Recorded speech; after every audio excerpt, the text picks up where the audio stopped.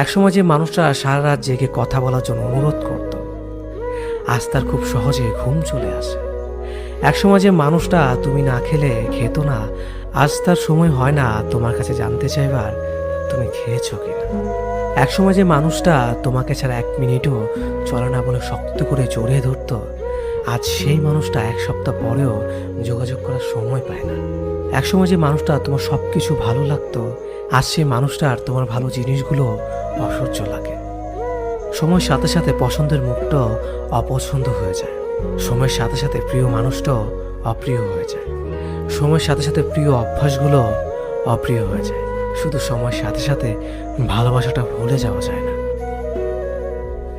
ভালোবাসা ভুলে যাওয়ার দরকার নেই। শুধু যে মানুষটা এত সহজে বদলে গিয়ে সব স্মৃতি, কমিটমেন্ট, আবেগ, অনুভূতি, ভালোবাসা ভুলে গেল, তাকে মনে করে আর কষ্ট পাবে না। ভুলে থাকার চেষ্টা করো, দেখবে একদিন মনটা ঠিক শক্ত হয়ে যাবে। যেমন লোহাকে বারবার আগুনে পুড়িয়ে আঘাত করে করে ধারালো অস্ত্র বানানো হয়, তুমি ঠিক তেমন আঘাতে আঘাতে ধারালো অস্ত্র হয়ে যাবে। সময় সব বদলে দেবে।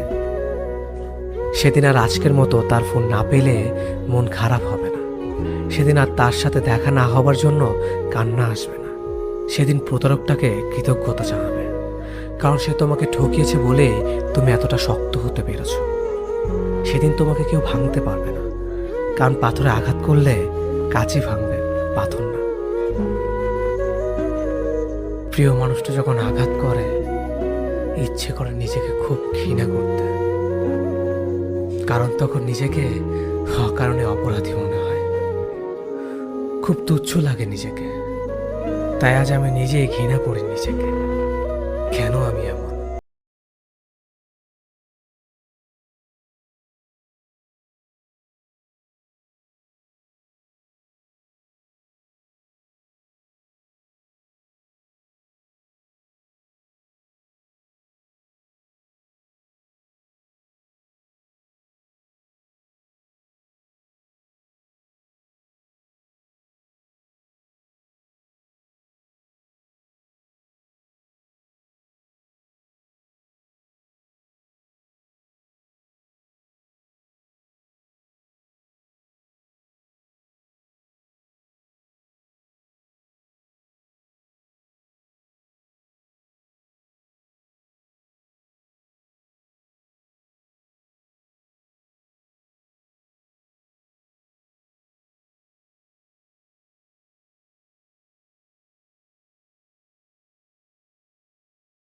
আনন্দ নিয়ে আর কতদিন বাঁচবো আমি জানি না।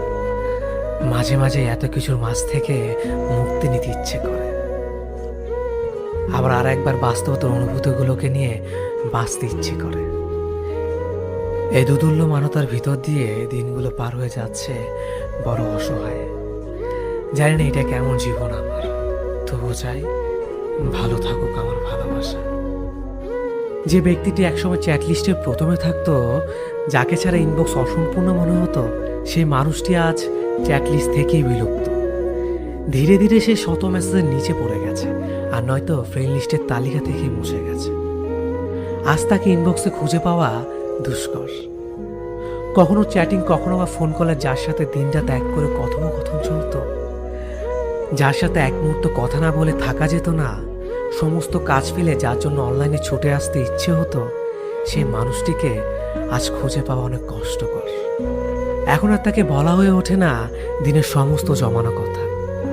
সেও এখন আর বলে না তোমার কাছে কোনো কথা না বলে আমি থাকতে পারি না। এখন তাকে চ্যাট লিস্টে কিংবা অ্যাক্টিভ স্ট্যাটাসে খুঁজে পাওয়া যায় না, তাকে সার্চ করে বের করতে হয়।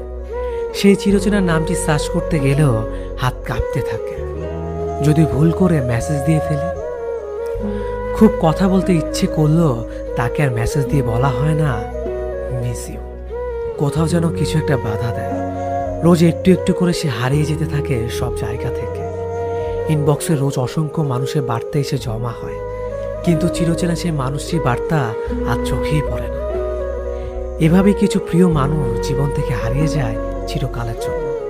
চাইলেই তাকে আর ফিরিয়ে আনা যায় না। তুমি চাইলে আমি তো আমার কলিজাটাও দিতেও প্রস্তুত ছিলাম।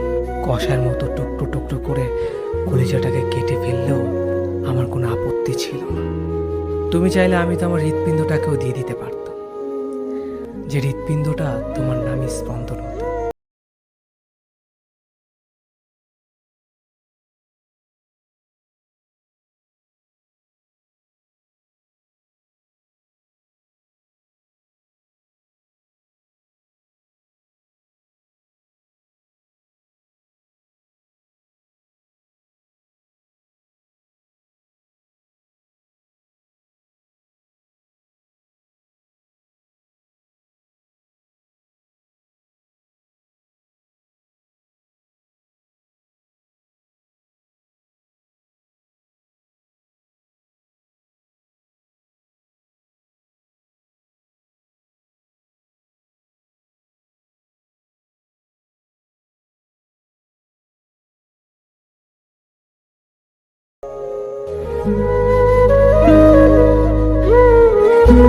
আমাদের জীবন কারো জন্য থেমে থাকে না, জীবন তার নিজ গতিতেই চলে। কেউ একজন আপনাকে ছেড়ে চলে গেছে, তাকে যেতে দিন। কেউ একজন আপনাকে অবহেলা করছে, তাকে অবহেলা করতে দিন। যে মানুষটি আপনার নয়, আপনি তাকে জোর করে রাখতে পারবেন না। আপনি হাজার চেষ্টা করেও তাকে ধরে রাখতে পারবেন না। আমাদের জীবনে কিছু মানুষের আগমন ঘটে অতিথি পাখির মতো। এই মানুষগুলোকে চাইলেও আপনি আপনার জীবনে ধরে রাখতে পারবেন না, কারণ তারা সাময়িক সময়ের জন্য আমাদের জীবনে আসে। যখন তাদের জীবনে খারাপ সময় আসে, তখন তারা অতিথি পাখির মতো আশ্রয় খুঁজে অন্যের জীবনে, নিজেকে ভালো রাখার জন্য। আর আমাদের মতো কিছু মানুষ